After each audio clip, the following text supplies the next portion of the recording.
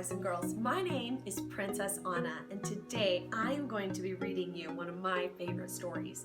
It's called Alexander and the Terrible, Horrible, No Good, Very Bad Day by Judith Viorst.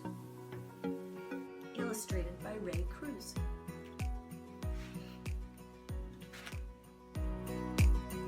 I went to sleep with gum in my mouth, and now there's gum in my hair.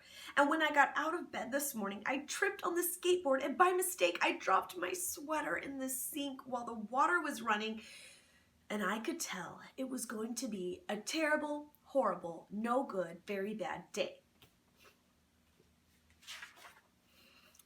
At breakfast, Anthony found a Corvette Stingray car kit in his breakfast cereal box. And Nick found a junior undercover agent code ring in his breakfast cereal box. But in my breakfast cereal box, all I found was breakfast cereal. I think I'll move to Australia. In the carpool, Mrs. Gibson let Becky have a seat by the window. Audrey and Elliot got seats by the window too. I said I was being scrunched. I said I was being smushed. I said, if I don't get a seat by the window, I'm going to be carsick. No one even answered. I could tell it was going to be a terrible, horrible, no good, very bad day. At school, Mrs. Dickens liked Paul's picture of the sailboat better than my picture of the invisible castle.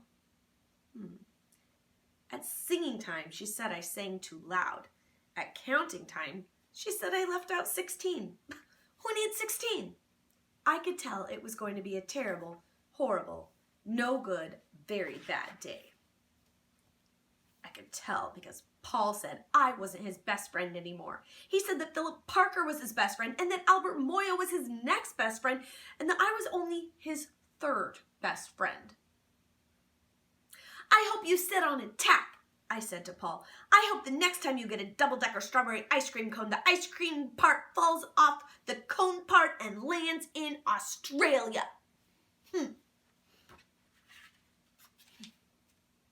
There were 2 cupcakes in Philip Parker's lunch bag, and Albert got a Hershey bar with almonds, and Paul's mother gave him a piece of jelly roll that had little coconut sprinkles on top.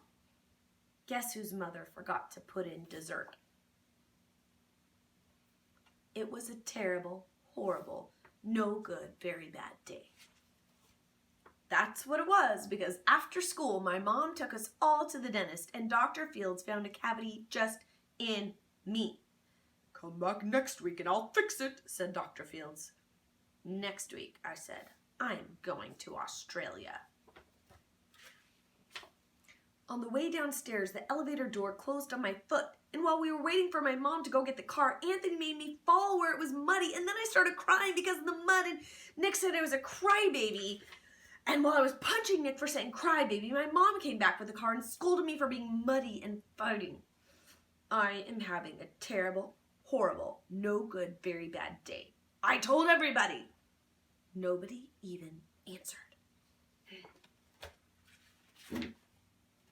So then we went to the shoe store to buy some sneakers. Anthony chose white ones with blue stripes. Nick chose red ones with white stripes.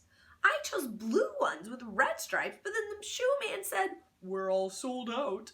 Ugh! They made me buy plain old white ones, but they can't make me wear them. When we picked up my dad at his office, he said I couldn't play with his copying machine, but I forgot. He also said to watch out for the books on his desk, and I was as careful as could be, except for my elbow. He also said, don't fool around with his phone, but I think I called Australia.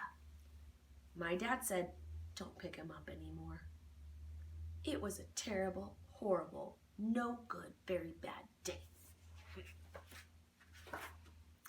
There were lima beans for dinner, and I hate lima beans. There was kissing on TV, and I hate kissing. My bath was too hot. I got soap in my eyes. My marble went down the drain, and I had to wear my railroad train pajamas. I hate my railroad train pajamas. When I went to bed. Nick took back the pillow he said I could keep, and the Mickey Mouse night light burned out, and I bit my tongue. The cat wants to sleep with Anthony, not with me. It has been a terrible, horrible, no good, very bad day. My mom says some days are like that. Even in Australia.